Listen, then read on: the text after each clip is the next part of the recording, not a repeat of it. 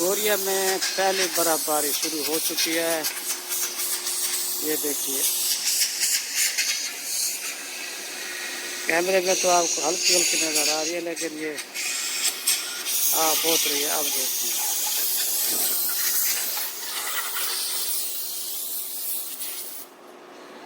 پہلی برفباری ہے.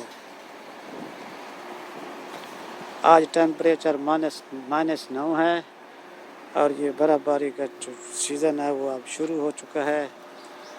جب ٹیمپریچر مائنس میں ہوتا ہے تو اس وقت جو نزلہ زکام کرنے والے جراثیم ہوتے ہیں وہ بھی مر جاتے ہیں. یہ دیکھیے جناب، کل ہلکی ہلکی برفباری ہوئی تھی اور جب صبح اٹھے ہیں ڈیوٹی کے لیے کام کے لیے آئے ہیں تو یہ دیکھیں سفید چادر تنی ہوئی ہے.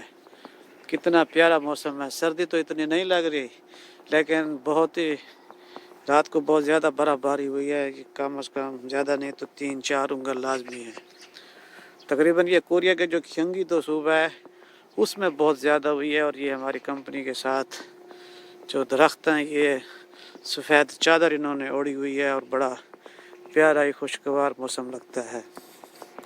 کوریا میں جب آپ لوگ آئیں گے تو یہ آپ کو بار بار دیکھنے کا موقع ملے گا کہ کس طرح اللہ تبارک و تعالیٰ کی یہ قدرت ہوتی ہے کہ بالکل اللہ تبارک و تعالیٰ آسمان سے ہلکی ہلکی جس طرح بارش برساتا ہے اسی طرح یہ برف باری بھی آتی ہے. اور برف باری کی بڑی بات یہ ہے کہ بالکل یہ آپ جہاں بھی جا کے دیکھیں آپ کو بالکل یہ سیم نظر آتی ہے، کسی جگہ کم یا زیادہ نہیں ہے.